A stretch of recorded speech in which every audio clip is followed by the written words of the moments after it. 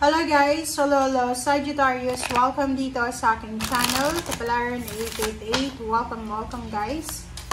Alamin natin kung anong messages, vibration, gabay, energy para sa lahat ng Sagittarius. This is general reading. Pwede kang makaresonate, gamitin mo ang iyong impression sa pananood. Okay. You have two cards, Alchemy, Transformation, and a New Dawn. Wow! A new dawn is new beginning siya. New start. Parang bukang liwayway siya. Diba? So, dito sa first card mo, Alchemy, there's a transformation. May pagbabago, Sagittarius. Okay? May magbabago sa buhay mo. May magta-transform sa buhay mo ngayong September.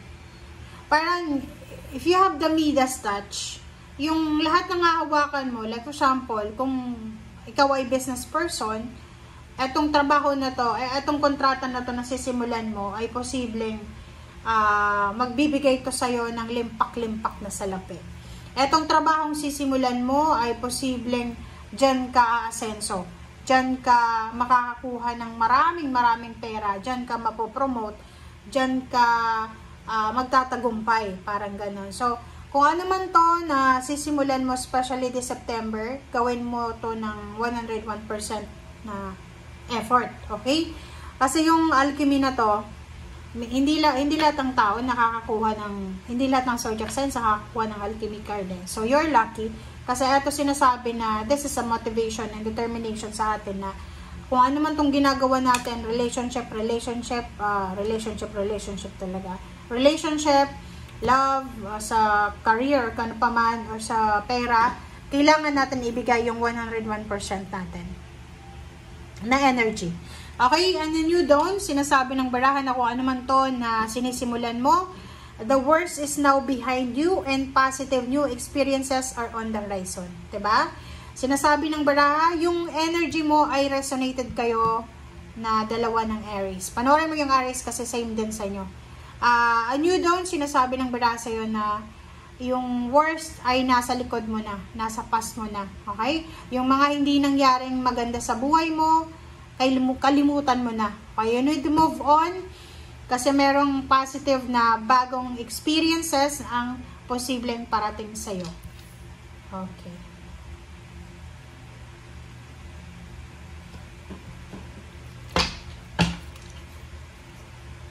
Sagittarius.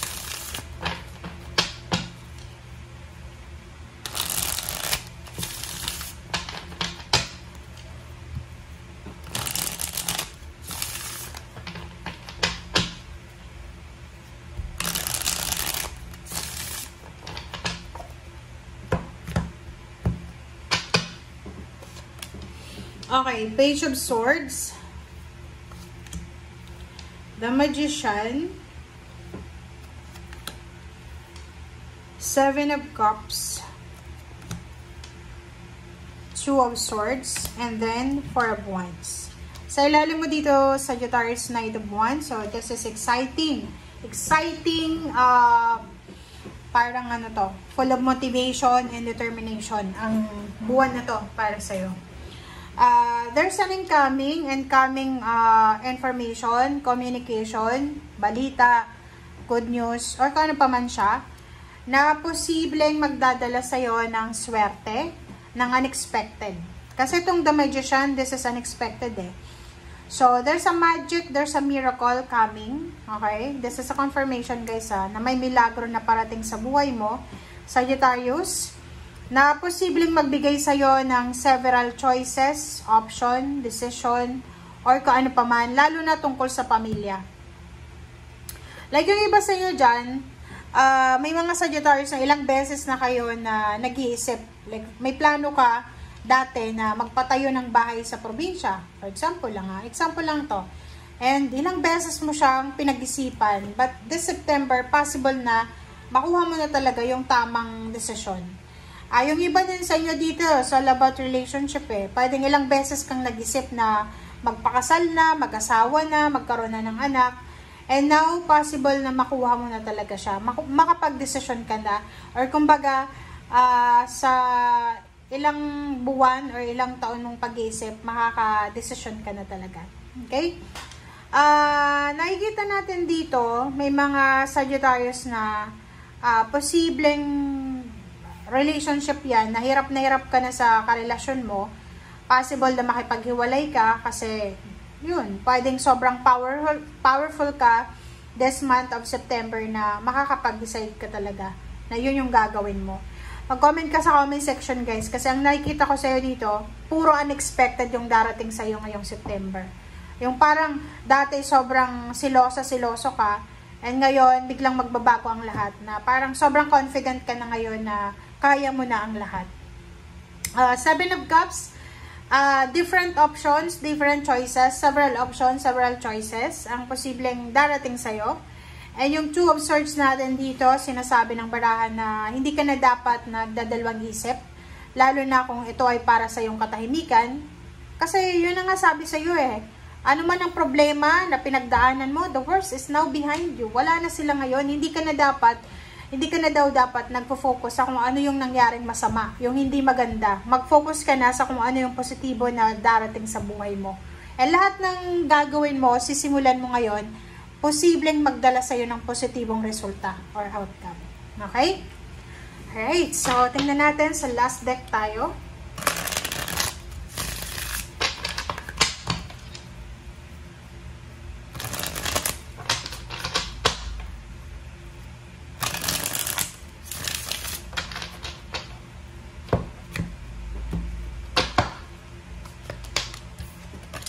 Okay. Four of Pentacles, Eight of Cups, OMG. Yun. This is the confirmation. This is the confirmation para sa lahat ng Sagittarius, Queen of Cups. So, nakikita ko sa'yo dito na yun nga yung sabi sa'yo ng first 5 cards natin, na sobrang powerful mo ngayon. Kumbaga, may intindihan mo, mararamdaman mo na kailangan mo na talagang gawin siya as soon as possible. So, dito, sinasabi ng baraha sa'yo na kailangan mo mag-travel. So, posible ngayong buwan ng September na to, makakapag-desisyon ka na kailangan ko nang umalis dito sa lugar na to. Kailangan ko nang magbago ng location. Kailangan ko nang umalis kasi gusto kong makapag-ipon eh. Gusto kong makapagpatayo ng bahay. Gusto kong magpakasal. Gusto kong dagdagan yung anak ko eh. Gusto kong maging successful yung pamilya ko. Parang ganun. So, sinasabi ng baraha sa'yo na simula ngayong September, there's a recovery. There's a recovery kung ano man ang nawala sa'yo. It's either nawalan ka ng trabaho. Possible na starting September ay magkakaroon ka ulit ng trabaho. Relationship, pwedeng nawala yung pamilya mo. Like, nakipaghiwalay sa'yo. Iniwanan ka or ganyan ganito. And this September, sinasabi na there's a hope. May pag-asa na posibleng yung naghiwalay ay posibleng magkabalikan. Yung mga trabaho na nawala sa'yo for several months ay posibleng bumalik sa'yo. And nakikita ko yung travel plans dito. Possible na ikaw ay papunta ng ibang bansa or papunta ka sa ibang lugar para mag-ipon ng pera or para hanapin yung financial and emotional stability. Okay? So, thank you guys for watching and see you again. Bye!